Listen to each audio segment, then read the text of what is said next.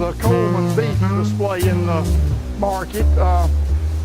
This beef is raised without any hormones being fed to the cows, nor do have the cows had any antibiotics. So I guess you'd say this is as close to organically grown beef as that we could have, and this goes back several generations. Nick, would you pull one of these briskets for us and let us look at it and talk about what makes for a good piece of meat to deal with for the grill?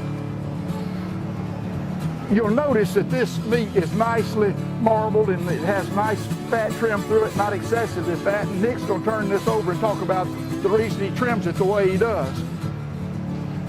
Which I would think he would say is that as you'll notice, the trim is not a real tight trim, but it is a fairly close trim. If you trim too much of the fat, you're not able to get a piece of meat that when you use it on the grill that remains moist.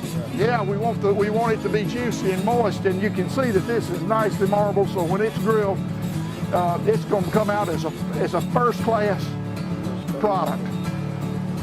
And of course, this is a brisket, and a brisket is the Texas barbecue. Of course, there's some of us from down here in Georgia that don't think barbecue is barbecue unless it's pork. We're going to get to that also, though, but I did want you to see this Coleman beef and also some of the pork that we're going to be using. It'll probably lose 25% of its volume when we cook it. And so you can figure that when we do that, we're down somewhere in the range of just under 3 pounds. And so we can feed about 10 or 12 people with it and give them a nice serving of it. And if they're real hungry, this won't feed but about 6 people, but it'll do a good job with that. While we're standing here looking at the Coleman beef, Nick, I wonder if you'd pull one of these rolled ribeyes for me. Can you just imagine how good that's going to be when it's cooked medium rare? This is a Coleman natural beef. Again, you'll notice that while it is not, it's got plenty of fat on it, it's not overly fat, and the fat is well marbled. That's beautiful. You sure do have a pretty butcher shop back here. Thank you.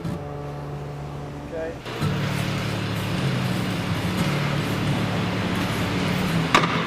All right, how big is the brisket as you start? Start out with it weighs about 5.5 to 6 pounds. This is the way they come in from the packing house. Okay. Yep. Let's take that crown back off and take a look at it.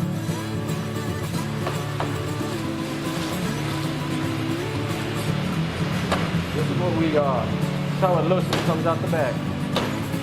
So I'm gonna get it ready for you to grill. That's what all you gotta do is come off the fat. On the back side. This is a cap. What we sell here at Harry's is the first cut brisket. So all this comes off.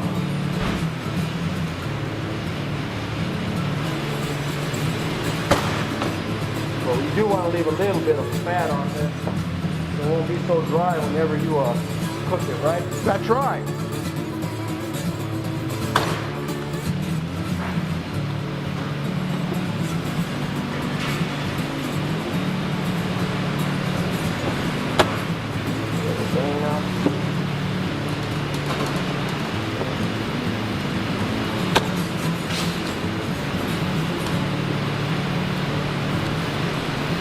That is the back side of the brisket. A little bit of fat. Turn it around. Just trim the rest of the fat off.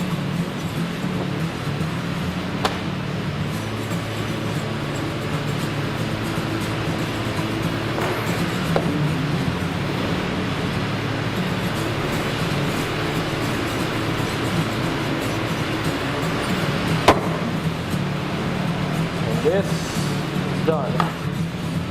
Well, it's not done yet. It ain't even cooked. Right. But it's ready to rub. It's ready to baste. It's ready to go on the grill. And I'm going to tell you this: you're looking at some more good Texas barbecue. Okay, you started with a 5 or 6 pound brisket. What are you holding in your hand? Right now, it's about 3.5 pounds. And it sure is pretty. Well, why don't we move on? Mighty good, mighty good. I love barbecue.